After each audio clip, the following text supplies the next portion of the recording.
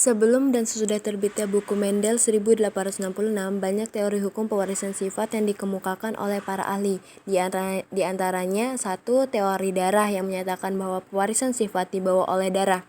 Teori ini gugur setelah ditemukannya transfusi darah karena orang yang menerima donor darah tidak berubah seperti sifat pendonornya. Yang kedua, teori reformasi yang menyatakan adanya makhluk hidup kecil di dalam gamet sebagai calon individu baru.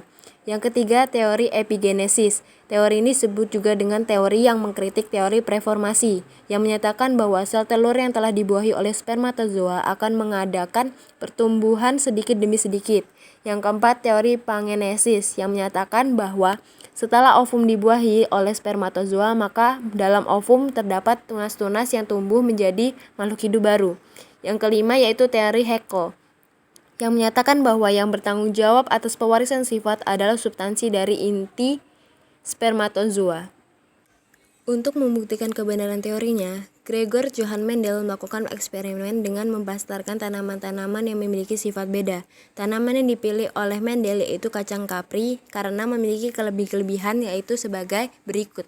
Mudah melakukan penyerbukan silang, mudah didapat, mudah hidup, cepat berbuah, dapat terjadi penyerbukan sendiri, terdapat jenis-jenis yang memiliki sifat yang mencolok, yaitu warna bunga, warna biji, warna buah, bentuk biji, sifat kulit, letak bunga, dan ukuran batang.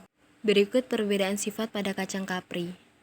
Berdasarkan Herides menurut Mendel, jika jenis mangga bergalur murni yang sifat buahnya besar dan rasanya masam dibastarkan dengan jenis mangga lain bergalur murni yang sifat buahnya kecil dan rasanya manis, maka dapat diperoleh jenis mangga hibrida dengan sifat buah yang besar dan rasanya manis, dengan syarat sifat besar dominan terhadap sifat kecil dan sifat manis dominan terhadap sifat masam.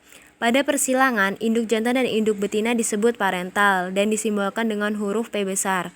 Hasil persilangan parental disebut filius atau anak dan disimbolkan dengan huruf F besar.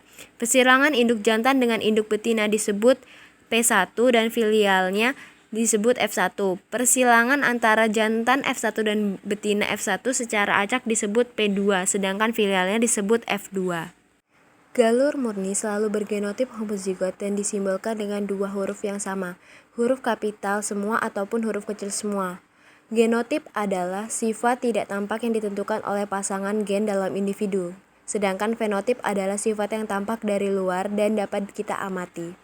Contohnya, sifat warna bulu biru pada ayam adalah fenotip, disimbolkan B besar, maka B besar ini adalah genotip. Sifat pemarah adalah fenotip, disimbolkan R besar, maka R besar adalah genotipnya.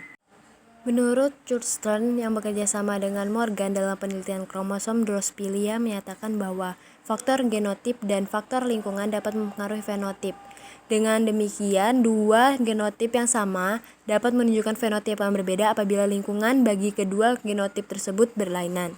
Genotip homozigot B besar dan R besar disebut homozigot dominan, sedangkan B kecil dan R kecil adalah homozigot resesif.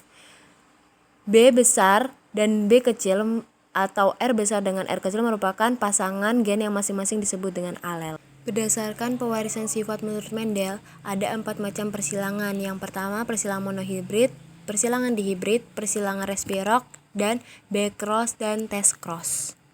Yang pertama, persilangan monohibrid. Persilangan monohibrid sendiri yaitu suatu persilangan dengan satu sifat beda.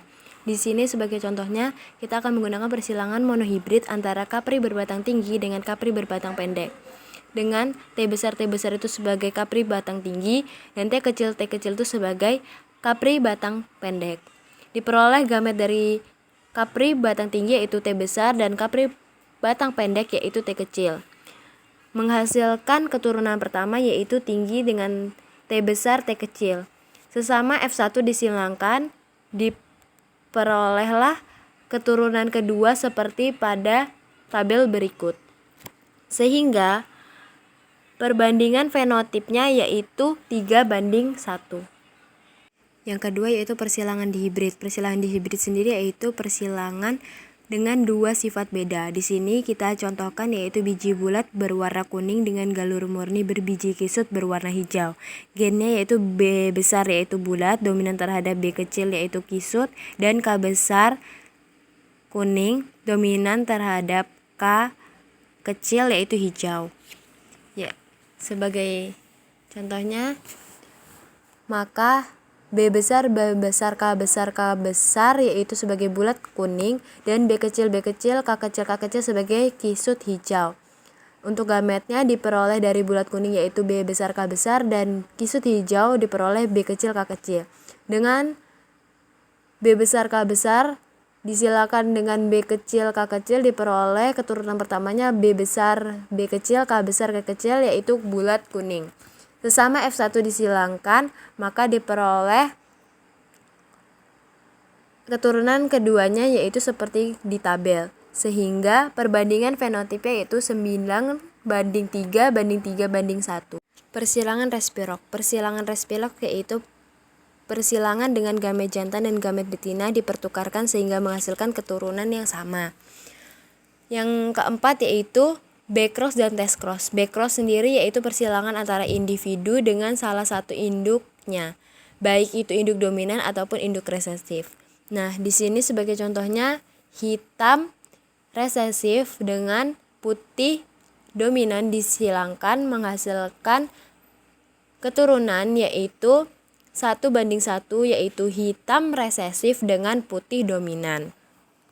Yang selanjutnya yaitu test cross. Test cross sendiri yaitu perkawinan antara individu dengan salah satu induk yang resesif. Sebagai contohnya di sini hitam dominan disilangkan dengan putih dominan menghasilkan keturunan hitam resesif. Nah, kemudian keturunan pertama hitam resesif ini disilangkan dengan keturunan hitam resesif juga atau bisa disebut dengan F1 disilangkan dengan F1. Maka diperoleh keturunan keduanya yaitu hitam resesif dengan putih dominan, yaitu dengan perbandingan 1:1 atau 50% hitam resesif dan 50% putih dominan.